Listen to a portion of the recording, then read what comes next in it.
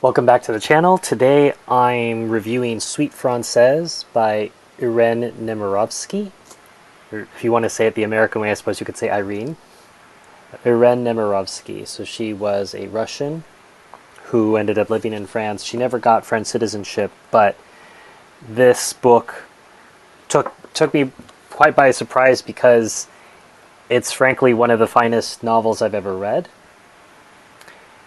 But that wasn't what I was expecting when I picked it up to read. I thought I was going to read about an insight into occupation in France, and I got that. I knew by the cover there'd be some kind of love story, but I got that as well. But what I couldn't have expected was a highly accurate historical snapshot of what was going on in France during the German invasion and during World War II, and what occupation was like, especially in the early days of 1940, 1941. Before I get to that, I need to give you a bit of backstory. This was discovered, it tells you on the back cover, 65 years after 1942. So her daughters had access to some papers, which they thought these were diaries, these could be journal entries, but they had never really looked into it, probably in part because it was emotionally painful. But at some point they thought their mother had been a published author. We should probably get these papers to someone, and so they started typing up what they had in these leather-bound journals, and they found out there was a fully formed novel, or at least two novellas, inside this long lost, or they had kept it all these years, but they never really looked at it, set of notes. And there's two things to keep in mind when you think about this. First of all, she managed to write what we have in front of us, which is two parts of what she envisioned as a four-part novel. While the occupation was happening, if you read it, you could think, oh, this is someone who experienced this and is writing from 5 years perspective, 10 years perspective, maybe even 20 years perspective. What's amazing is you realize she's writing it pretty much as it's happening. So she's managing to capture this very raw emotion. Secondly, the fact that it was in with her papers means that she really didn't have a chance to ever send it to an editor. So what you're looking at is something unedited, and in its form, it's a masterpiece, not just in and of itself, but when you realize it's unedited, when you realize she just put this together while she was trying to figure out what her life was like as things started to crumble around her before she was arrested and sent off to Auschwitz and died in a concentration camp. Once you get that backstory, I think the book reads even more poignantly. But even if you didn't know the backstory, I think the book would still seem to you as the way it did to me. Very raw, very real.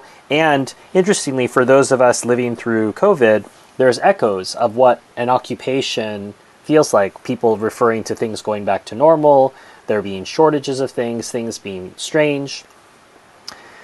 And not to say that COVID is anything like a German occupation of France, but there are certainly echoes and things that I think will stand out to readers, even if you don't live in France. The writing is really wonderful. I could spend all day reading passages for you, but I'm going to pick just one. So this is the vintage edition of this book. So on page 281, at times she shifts perspectives, and she does it seamlessly. You realize all of a sudden you're reading from the perspective of a cat. And in this particular case, a couple who's at the centerpiece of the second part is having a discussion, and we transition to the perspective of a young girl, maybe 9-10 years old. The German and the lady were talking quietly. He had turned white as a sheet too. Now and again she could hear him holding back his loud voice as if he wanted to shout or cry but didn't dare. The little girl couldn't understand anything he said. She vaguely thought he might be talking about his wife and the lady's husband. She heard him say several times, "If you were happy, I see how you live. I know that you're all alone, that your husband has abandoned you. I've asked people in the village. Happy? Wasn't she happy then, the lady who had such pretty dresses, a beautiful house?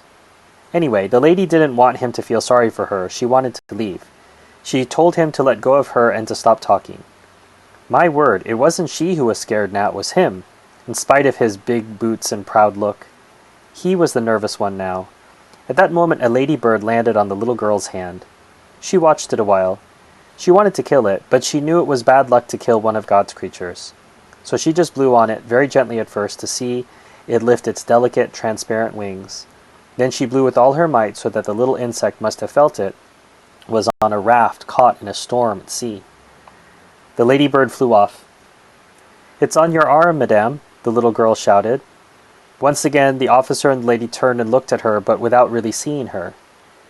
Meanwhile, the officer made an impatient gesture with his hand as if he were chasing away a fly.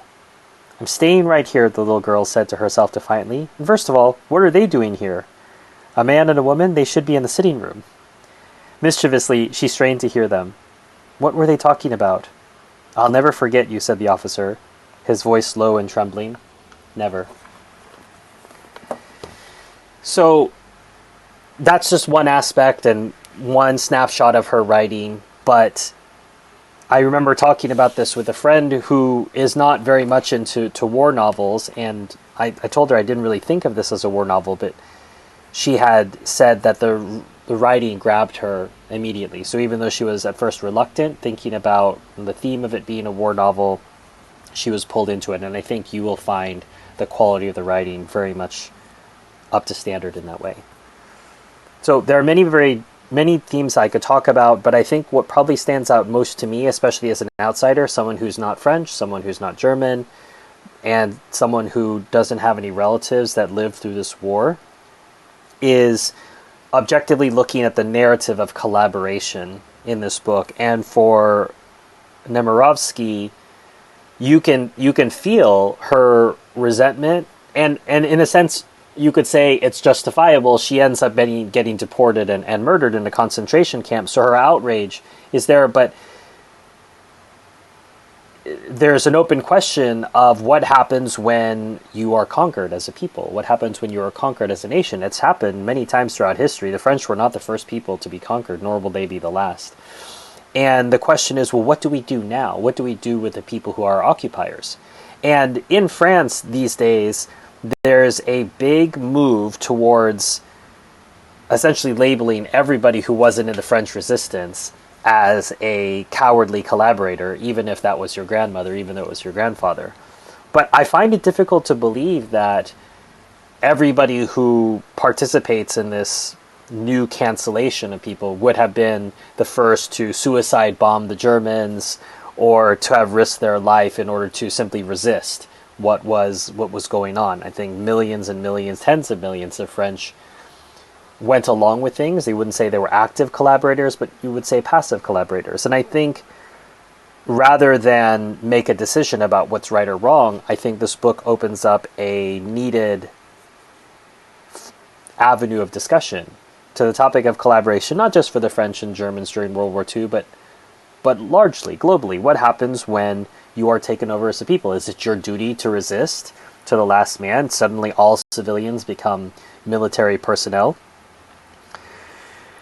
I think that's worth looking at. Obviously, there's an entire group of literature you can go down looking at the French resistance, the different ways that the French approached World War II and the occupation. But this book is a necessary part of that literature, and that's why I think it's worth reading.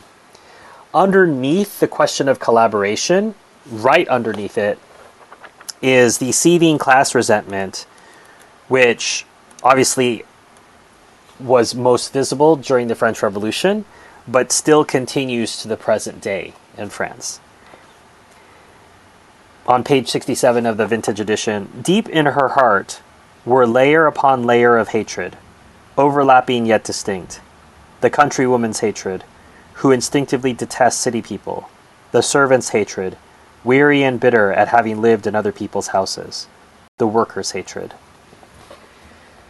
And I'm not saying that that necessarily exists, that form of hatred exists in France today. I'm just saying that it's present. It's not something that can be ignored, and it's a little harder for those of us who've lived in societies like the United States, in like the United States society, in which we never had baronesses or marquises or nobility to resent in a certain sense.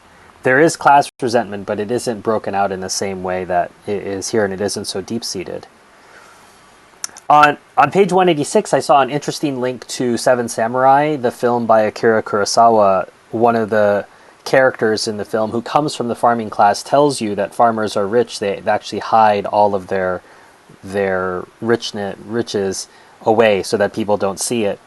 And I saw that same echo here, page 186. How secretive these country people were. Discreet, wary, everything securely locked up, like their big wardrobes. And we see it again play out here among the French farming class, that there's actually a lot of wealth there, but they need to keep it hidden, so that way they're afraid of being taxed, they're afraid of their landlords coming to take it from them. So that's something that's really important to consider.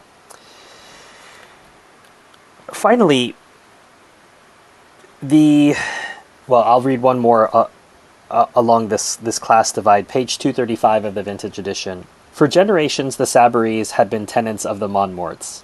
For generations, they had hated each other. The Sabarys said the Montmorts were mean to the poor, haughty, shifty. The Montmorts accused their tenants of having a bad attitude. They whispered these words as they shrugged their shoulders and raised their eyes to heaven. It was an expression that meant far more than even the Montmorts thought. So, the question of collaboration for the French nation, sitting on top of questions of class, envy, hatred, division. That's one theme I think that really fascinated me. There's many, many more. As I alluded to, there's a love story that dominates part 2. And that's worth looking at as well for its own reasons. But I think, as I said in the beginning, what's fascinating is we're looking at an unfinished book. As the book that we have now is divided into 2 parts. Storm in June, which is really focused around the Parisians, people fleeing Paris as the invasion was happening. Part 2, which is called Dolce, focuses on the occupation, so German soldiers living in a small French town, and what was the reaction of those French people, what was the interactions, some perspectives from the Germans as well. So even as it stands, and when you in this edition, at least in the appendix, you can see notes that she made for how she wanted the plot to develop. But as it stands, so I like where she was going, and I wish that we would have been able to get that novel. We'll never have it. But the novel that we have is well worth reading, very touching, insightful, and as with all great works of literature, it stays with you after you've read it, asking you questions, asking you to ponder things. Not just for people who are French or German, let's say, who are intimately involved with this, but for people who are outsiders, who know the great drama of World War II and why it continues to fascinate us all these years, all these decades on. So, as with most of the books that I review, I haven't yet really reviewed a book that I don't like. So as with most of the books that I review on this channel, strongly recommended Sweet Francaise by Irene Nemirovsky. If you like this review, please hit like, please hit subscribe. If you'd like to see some reviews that are not immediately published to this channel but are saved just for my Patreon subscribers, feel free to subscribe to the Patreon. That link, as well as the link to buy this book if you're interested, is in the description below. I'll see you for the next review.